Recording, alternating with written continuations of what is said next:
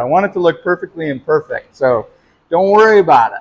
This is what we're making today, just super simple wood plates. I'm all about presentation when I cook. I like to paint the plate.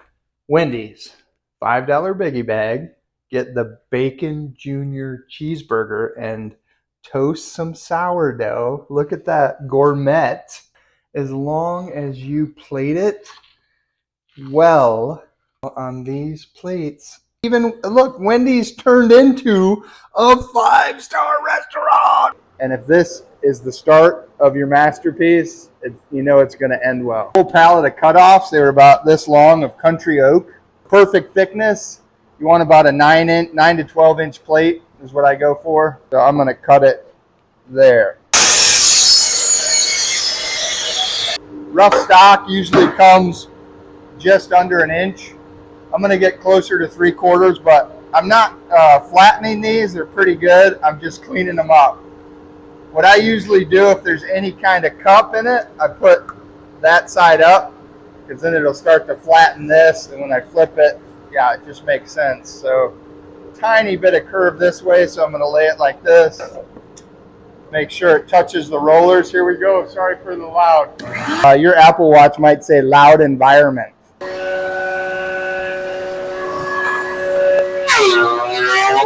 Nice and smooth. Flip it over. See my lines, and then watch it come through.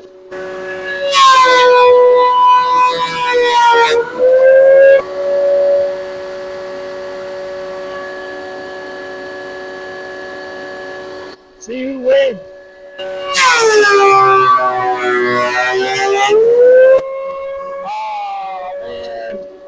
I used to have a guy working for me when we were doing flattening out big pieces. Whatever end we were working on, we'd draw little stick figures, and whoever stick figure lasted the longest won.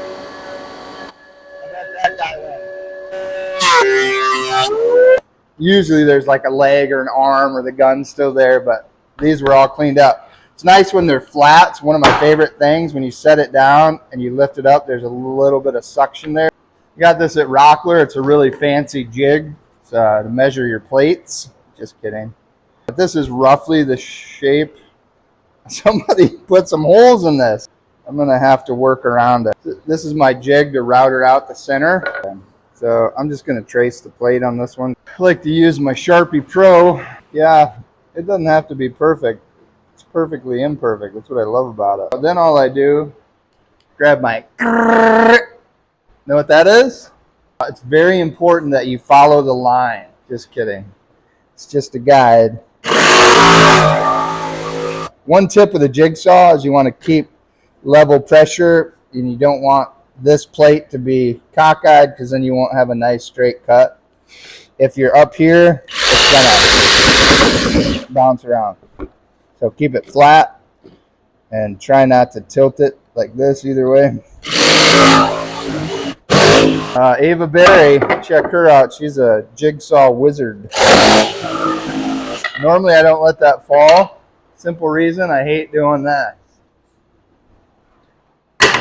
Wonder if there was like a hydraulic spring, something where you drop it, you just hit a button and it throws it in the air to catch or something.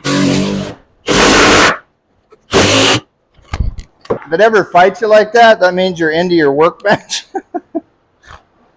You know what's fun is this is going to be all beat up, and someday it'll be a console table for my girls. Maybe when they get married 30 years from now, be like my old workbench into a piece in their house. I'd like that for my pops, but maybe I'm weird. Here we go. Do my speech. I'll be like, life has all kinds of cuts and turns, and you'll have scars, but think of all the beautiful things that were built in the pain. Whatever, I'll wing it. On that note, wait, on this note, whoa!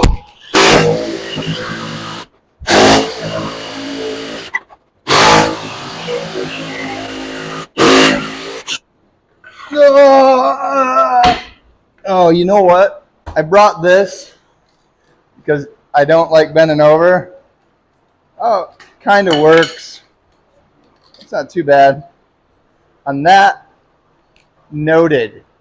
All right, this is my least favorite part of plate making. Not Diet Pepsi. It's the routering, the round over. Not that. Anytime I use my cordless router, I like a fresh battery pack. I don't want to lose power. So, I got to drill the hole first. Let's do that. Couple 1¼ Forstner bits. I'm just drilling a hole here because that's what it'll hang on. Got 4 bars. Hopefully this little guy will get through here.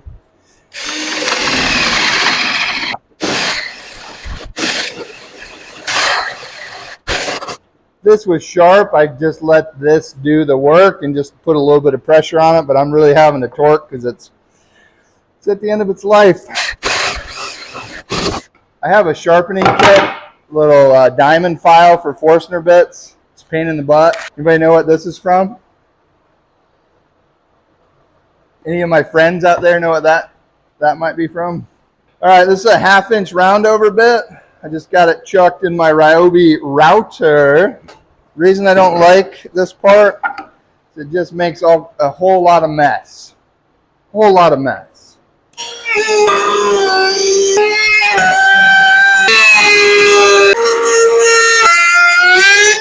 I just have a bad cut there. Notched it, so I'm going to get rid of that little ugly.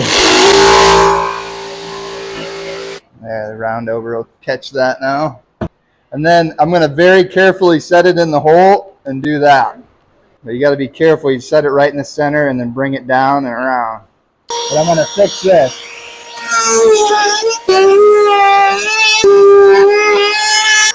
Nice. When I'm doing circles, I go clockwise. If you go counterclockwise, this can get away from you. You got to be really careful with palm routers. JD, can't remember the guy online, but he had one bounce and shows them in the emergency room. You just got to hold it firm because it can crack. So that's another reason I don't like it. Then we flip it over. And you can see my roundover. This is 3/4 inch, so I probably should have used like 3/8 roundover, but I don't want it to be perfect. I don't want it to look mass produced. I want character. So I want it to be a little wankish. So that'll work. I want it to look perfectly imperfect. So don't worry about it. It's exactly how it's supposed to look. We got some chips and nicks, but again, I want it to look not perfect, but perfect. Yeah? I'm going to clean this all up with a sander, but we're going to make our little divot first. Come on over. Using trim screws. It's a T10 star bit, little guy. So I just took 3/4 inch ply and I just made a shape roughly inside this. And then all I got to do is I need this piece secure and this secure. That's why I did the 4 trim screws. I'm just going to screw it right to my daughter's wedding present. One of the reasons I use little trim screws, well, I made 6 of these yesterday, so I want to be able to unscrew it and screw it back in. But I like the trim screws because you need this to be flat because you're going to be running your jig over it. So I can countersink them in really easy. Yesterday, when I was making a bunch of these, I put this screw right through the plate, which isn't a big deal. Because you want it, again, to be perfectly, say it with me, perfectly imperfect. So that's nice and smooth. Because what I got here, I keep this on this router. It's just a cheapy Harbor Freight, but Chicago Electric, but it does the work I need it to. And I'll put a link online. This is unplugged, that's why I'm playing with it. But there's a bearing. See this big guy right here? See the bearing? That spins, and that'll hit the edge of this.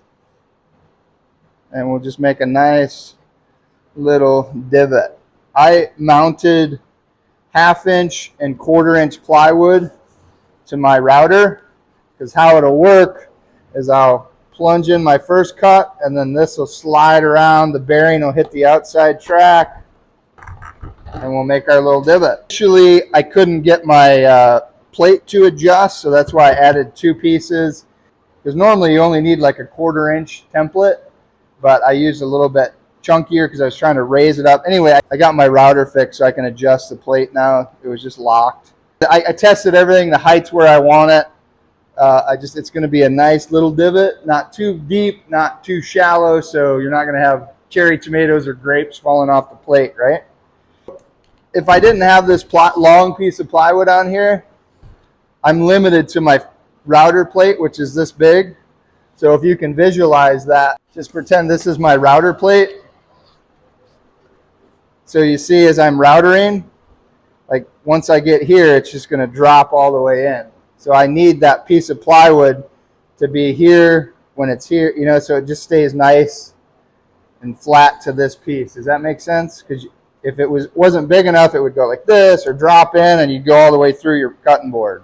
I'll put a link. This one's discontinued, but they have so many of these wood tray making router bits. I'll put a link in Amazon, one you can get. And then all you got to do is attach piece of plywood or whatever kind of faceplate. Make sure it's long enough that it'll cover the whole range of your jig. Super simple. It's already put together. I don't want to take it apart, but if I ever rebuild this, I'll show you. I need a vacuum, so I'm just going to use my dust collector because the tray fills up with sawdust. I got to clean it out. Here we go. I like this cheapy router because the switch is right by my right hand.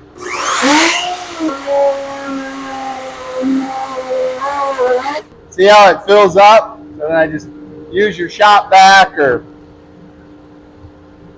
you can see where I started here and got to the edge. Now I'm going to go all the way around, and then I'll just work it to get the center cut out.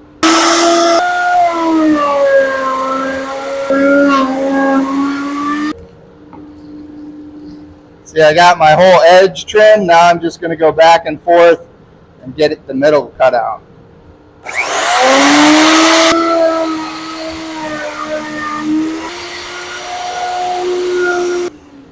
See if we missed anything. Got a little ridge. Just a little ridge there. We're good.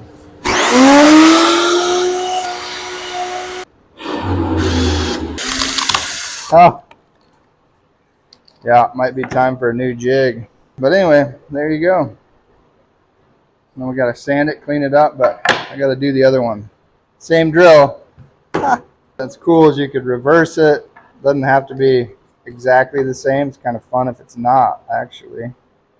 All right, then take a piece of, like, you want like a 150. This is 150. And I'll clean it all up. First thing I do is go in my tray and clean up all the tool marks. I'll get this rough edge. And then use my little handy dandy Ryobi sander to get this inside.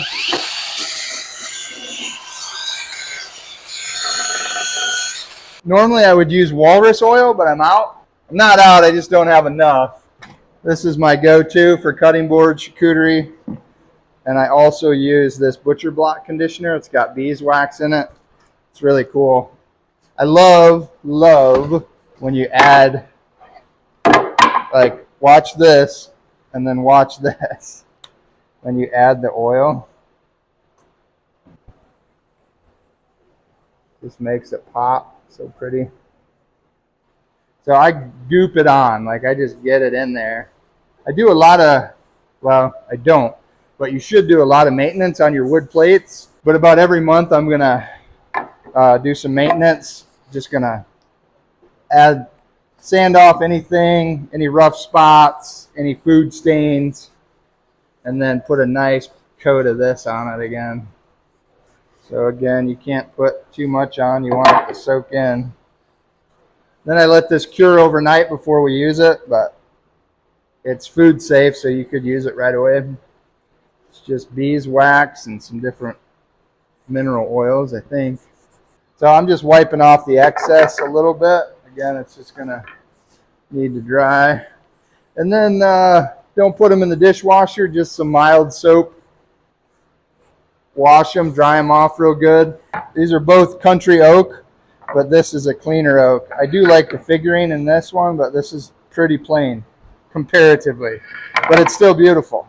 Took another piece of country oak, cut it 3.5 inch.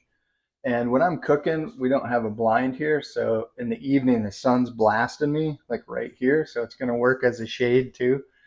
But I cut some 3/4 inch pegs. I did 4 inch and 2 inch, and I'll show you why I staggered them.